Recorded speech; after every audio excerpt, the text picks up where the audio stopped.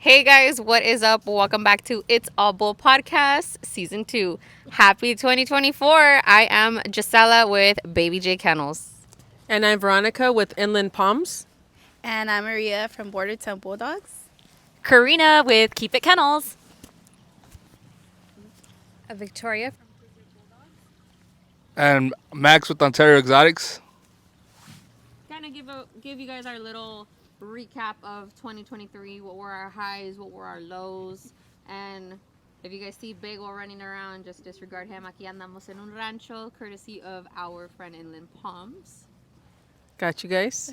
We're right here at Rancho Malquerido in Miraloma. So let's dig in. What do you guys? Who wants to go first? What do you guys think was like a high point in the breeding game this past year? Like, what was that breed that just like it came out? Like, I guess like a bloodline, a type. Was it curls? Was it waves? Was it? I would say, I guess to start us off, I definitely think things got a little crazy this year. We got the Kois, the Velvets, the Big Ropes, which kind of blew up, the Huskies, and this, which I learned of this year, the Flutal. Yeah, the That's a new Flutal. one.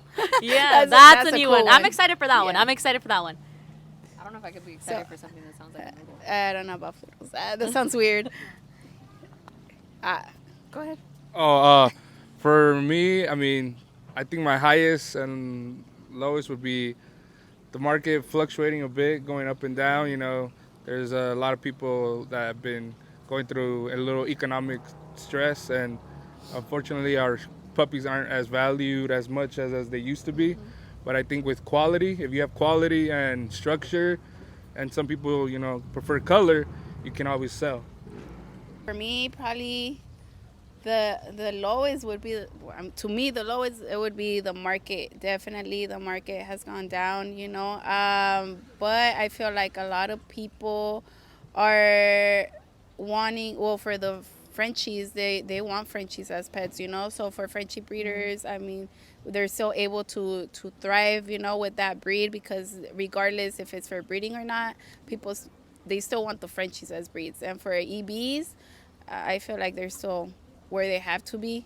They're not as common as Frenchies right now, but people still want EBs. They're definitely a little more high maintenance in a way, but I think that's the high and the lows. I think for me, I'd have to say for the Pomeranian, I think we're steady right now. I think 2023 was good, the introduction. Coming into the shows, judging, it's been slow, but as far as sell price and selling the Pomeranians, it's been really good for me, I would say. For me, I want to say I can agree with the market. Um, that's a low, but the high that I like to see, that I appreciate from this last year, is that all the puppies that have been placed in homes, EBs, Frenchies, and the Poms, not too many. It seems like they're going to breeders, but they're people that they want them as pets and they're taking care of them like babies. So let me ask you guys a question since market came up a couple times. If the market's fluctuating, like if the market's high, obviously our ticket's high, right? That's in general. We're buying, we're selling. Studs, buying or selling. Now, if our market goes down, at that point, are you also changing your rates? Are you guys trying to accommodate people so that they can buy? Or are you now giving that dog on a co-own as opposed to an outright? Or what are you, like, what's your next move at that point? For me, for the Pomeranians, I haven't had that issue because they're new, I believe. I haven't had to accommodate anybody so far. So mine, I think my prices are steady regardless of the market. I think because we're new, hopefully it doesn't happen to the Pomeranians, but I think right now we're pretty steady with our rates and our the selling of them. As far as accommodation, I feel like I've always kind of been that kennel or that camp that has wanted to help people, right? There's always going to be those family or pet home dogs, right? That can't really afford those $3,000, $4,000, $5,000 dogs, which, I'm not saying I lowered my price in a sense. What I did was I did offer more affordable payment options. So this something that's starting to come up now is payment plans, and that's something that I kind of always did starting my camp was payment plans through the websites. Now you can purchase a dog using like 10 different credit cards if you wanted to, right? So I think as far as accommodating, that's something that my camp personally has always offered. Even in our studs, if you didn't have the 1K now, right, or you wanted to save that as backup for the C-section, right, you can buy a stud credit from us with your credit card. Puppies, definitely. We have a different kind of market, like different prices for everyone. Like she said, sometimes they can't afford the 3K, 5K, whatever, but I kind of examine the home that they're going to. If it's a good home and they just want a pet, I can definitely work with them. Payment plans, we've always had that as well. And, it all comes with contracts and just making sure they're going to a good home. And we also have that, like the buy now, pay later thing. We also have that. So that's really helpful for all that. It's not really it is accommodating, but to a certain point, Yeah. For us, bully communities, I really haven't had an issue on selling puppies. I feel like if you have the quality, it's gonna sell regardless. If I hold it now or I hold it later, it's always gonna sell. And I feel, yes, I do work with people. I do offer cones on only selected people. I don't cone with anybody due to the fact of bad experiences that I've dealt with or I've heard upon. And I rather just, if I gotta skip a breeding, I'll skip a breeding to stay back a little bit in the market, and then once the market picks up again, just continue breeding. Back the skipping some breedings because you want to make sure that they're gonna sell. That same thing, going to good homes, and the puppy prices and the stud prices definitely can fluctuate depending on who it is. I'm for working with people too, and like there's only a few people where like if I really am good like with your camp and like I like what you're producing and everything, like I'm not the type to get pup backs, and that's like a hot topic for everybody. Like, hey, can you take a pup back instead of the stud credit? It's like, well, now I gotta sell my pup to get the money that would have been the stud credit. But there are different camps where like if I'm gonna work with you, I want to see you win. And we both got to win. It's got to be something for both of us. I got to make sure whoever's going to put in work with the pups or the production that's going to come out of that stud are going to be willing to work with me. It's not like a one-sided thing. So Absolutely. I think the market's a little hard, like when it starts to go up and down like that, because now you're faced with a decision. Like if I lower the pricing on my yard, is that what people are going to expect a couple months from now? Yeah, that's And they will, unfortunately. You think so? Expect you, oh, well, it was this much and now why is it up? I think, I mean, I like how you're doing it. Yeah. Where you just, Or how do you guys feel like when you put an offer on the table for someone and they just kind of like go ghost and they come back months later and they're like, hey, I'm ready. It's like, is for you guys, is it that offer was at that time or that offer is open anytime? I feel like today's price. it's not tomorrow's. Baby girl, that puppy's gone. Yeah, no, I personally feel that. I mean, we negotiated. I spent time dealing with you and trying to come out to an agreement on a puppy.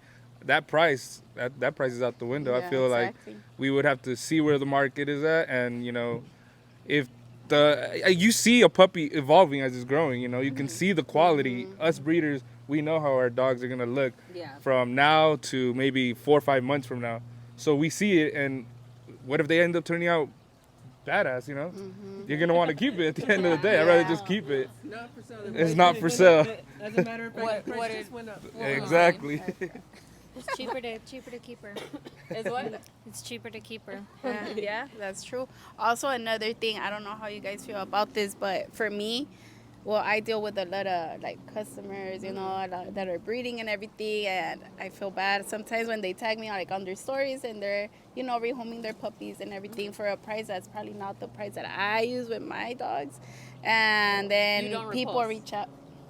If I do repost, they reach out and they're like, how much? Okay, let's say 1K, and then they expect my puppies to go for that same price. I'm like, but those were mine, And sometimes I do feel bad not reposting, and I told my customers, like, I'm sorry, especially if I have puppies of my own. I'm like, I'm trying to rehome my puppies first, like not to be, messed I have up. something to say on Maria, that. she brought up a good point. Yeah. How do you guys feel about when people tag you on things To on sell their social pups? media?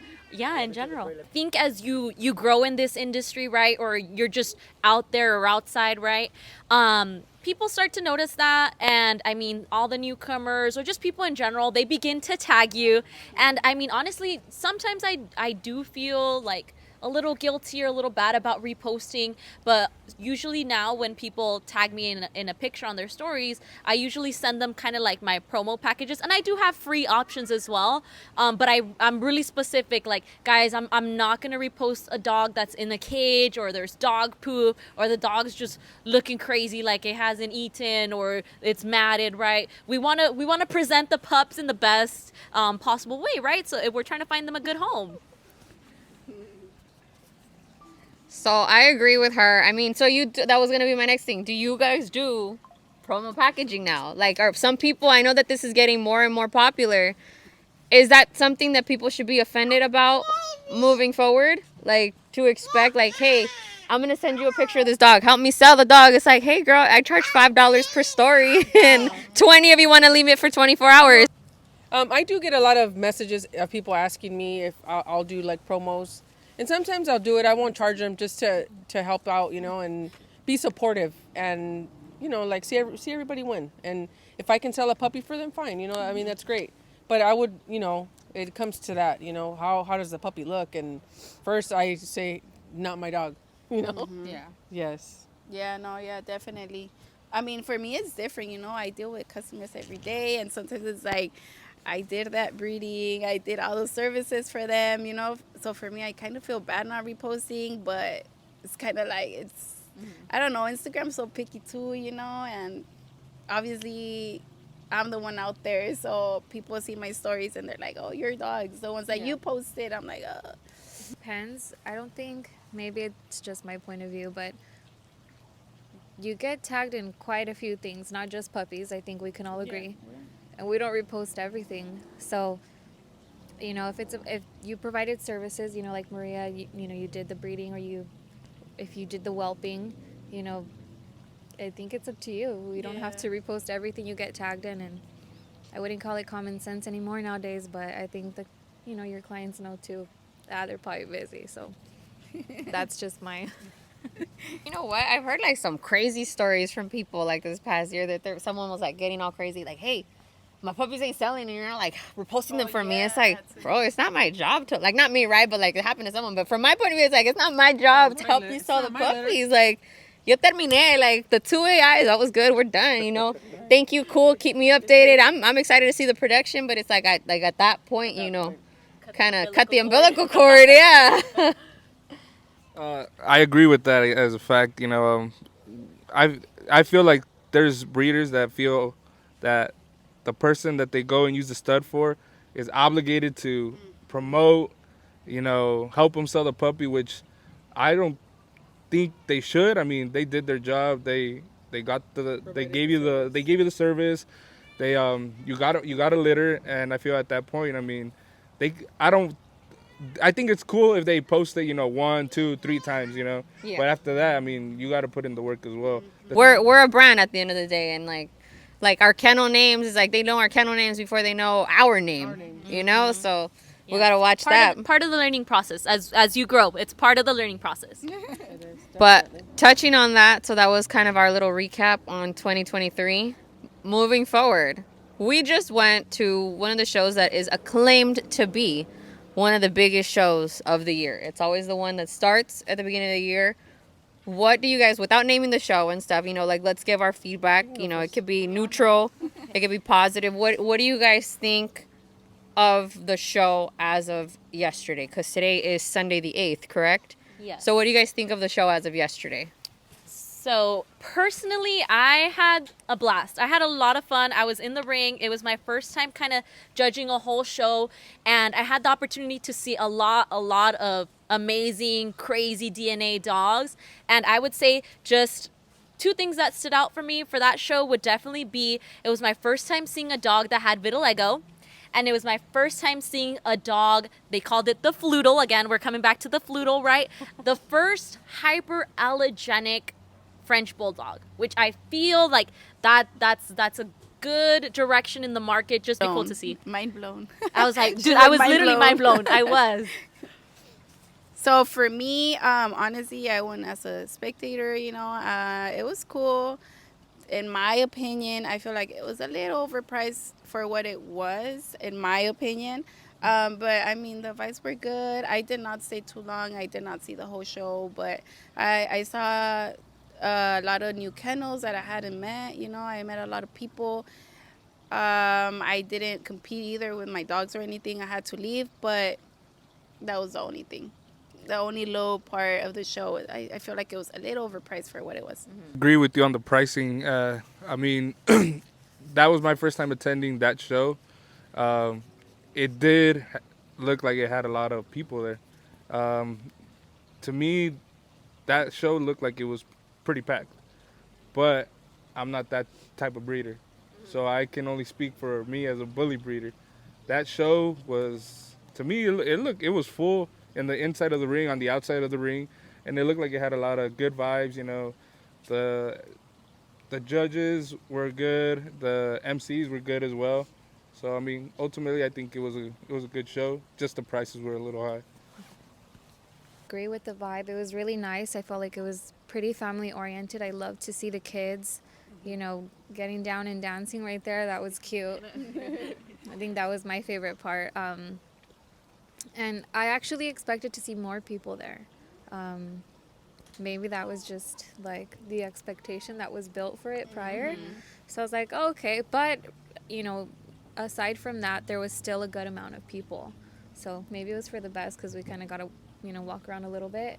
But I had a really good time. So. For me, I would have to say the same. I network a lot. I didn't take any dogs this time, so I was able to walk around and just go through every aisle.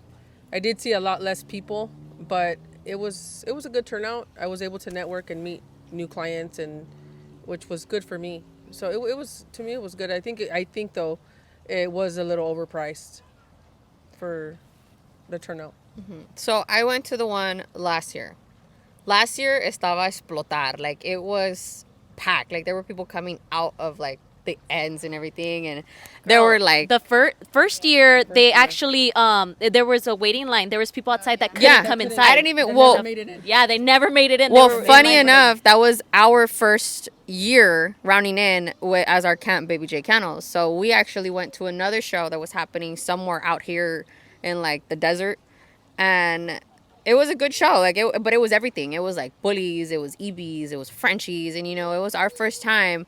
So for us to have like gone to that show, this show from yesterday, last year, and to this year, I definitely think that there was a decline in people. I mean, maybe, I don't know if like it was probably like, maybe because they had another show that's similar to it earlier in the year, or maybe because, like you guys said earlier, the market is down. Like it could be like this is a. Dinero. I mean, I wouldn't consider it a recession, but people are hurting, So Yeah, and And- there's a show every weekend.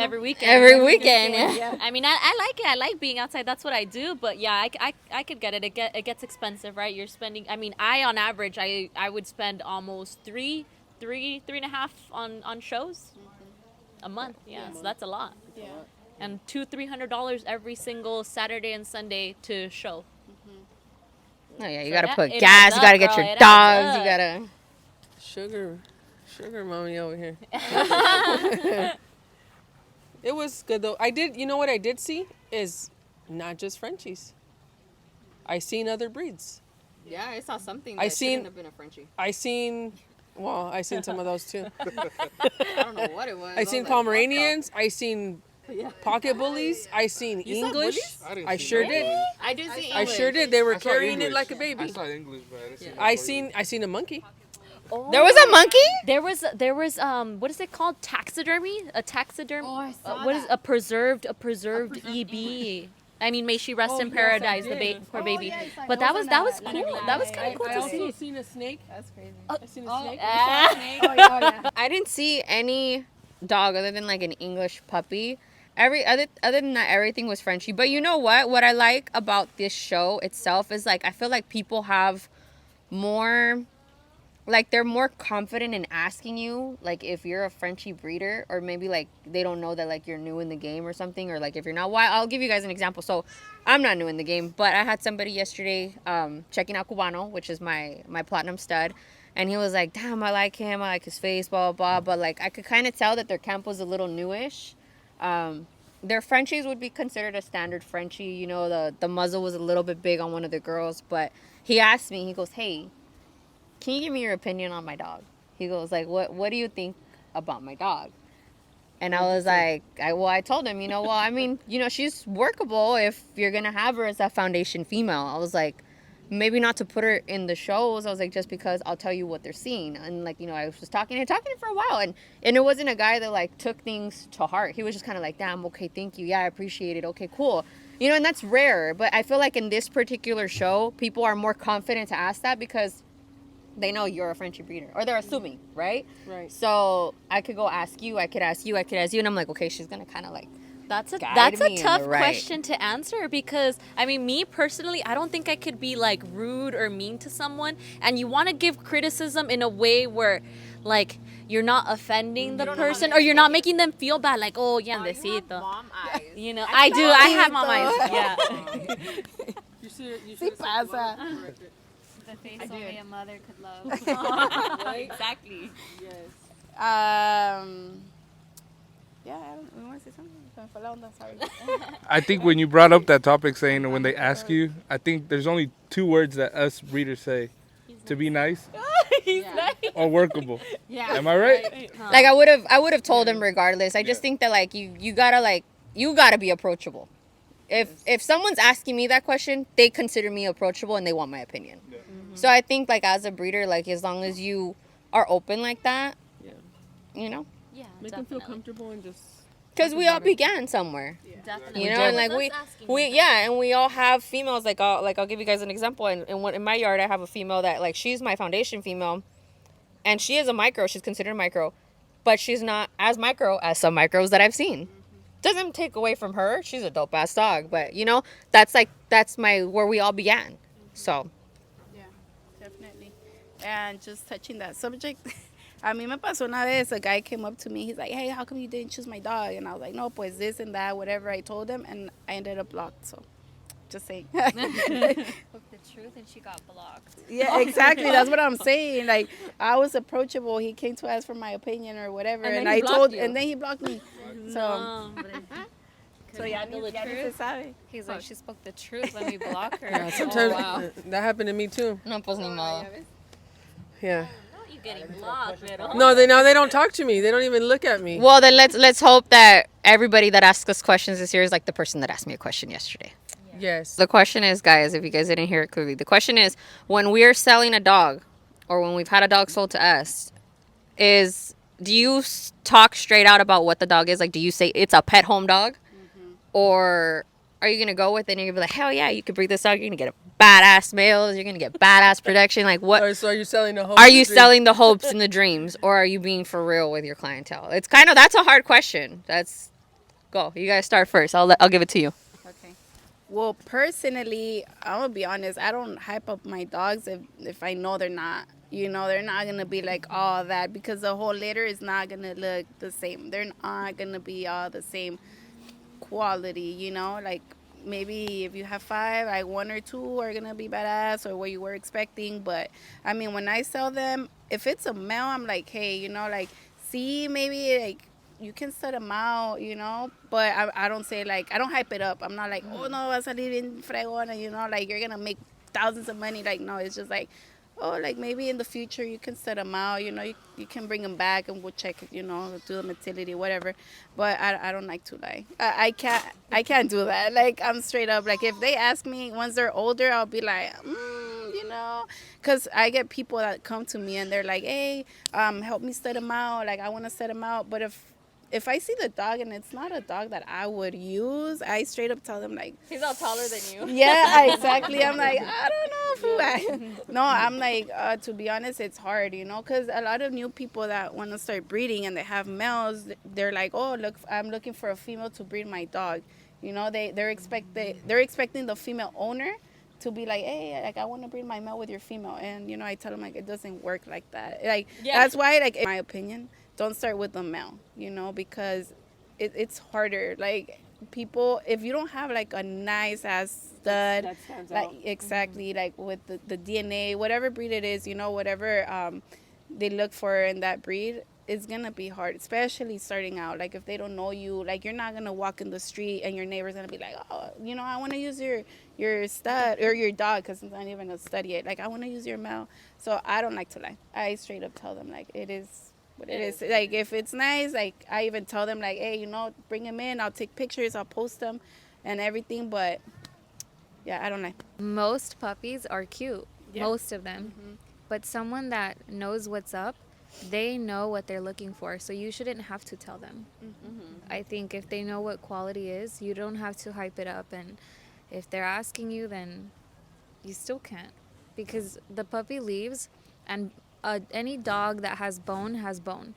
But when they leave your camp, you don't know what their environment's like. You don't know how they're going to take care of the dog. So there's never a guarantee. That's just what I'm going to share my knowledge. You can take that knowledge and use it as you please, because at the end of the day, you're your own person and you're gonna hustle for your money the way you're gonna do it right. All I can do is just share what I know and my past experiences.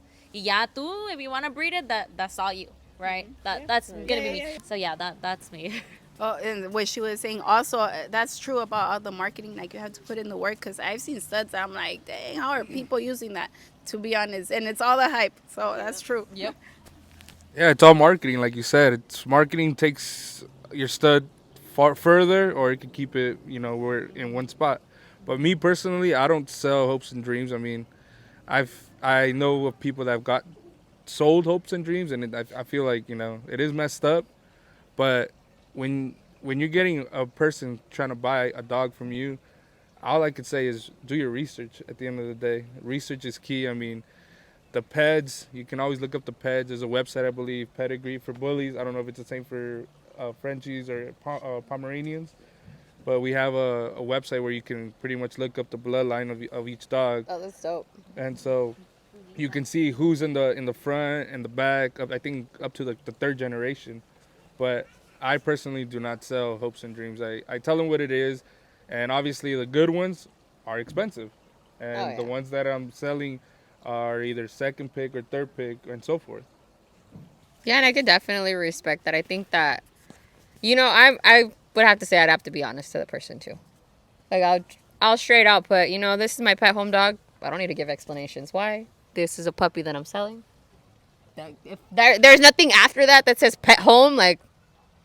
But then, like, I'll give you guys a second one. There's people that'll put, like, I'll give an example, 4,000 outright or 2,500 pet home. Does that pet home mean that there's something wrong with the dog, or it's just that's your option to not get the papers?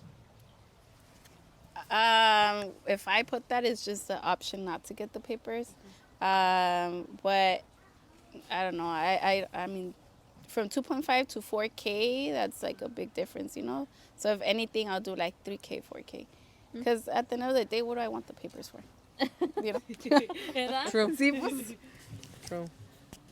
I would say for me, it just depends on the color. The pet Pomeranians are going to be like the sables, and that's kind of where I would let go. That's like the classic one, Like the classic, yes, like the most basic. And the males, obviously, the males usually the colors. If the color's not white or a merle or something like lavender exotic, then you really like can't even stud it. So it'll be more appropriate for a pet, I would say, in the Pomeranian world.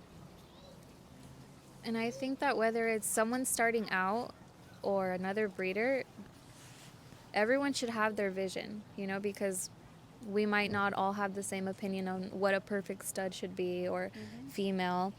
Some people, they have their different thoughts and they want to follow that. And I think that if you're looking for certain features or certain colors, chase it, We'll post a little recap of everything that we thought from today. Highlights will be going up. Full YouTube video will be coming out. And we appreciate you guys for tuning in to the It's All Bull podcast. We're just here giving you our humble opinions. Again, I am Gisela from Baby J Kennels. Veronica with Inland Palms. Maria from Bordertown Bulldogs. Karina with Keep It Kennels. Victoria from Cruiser Bulldogs. And Max with Ontario Exotics. So we'll see you guys in the next one.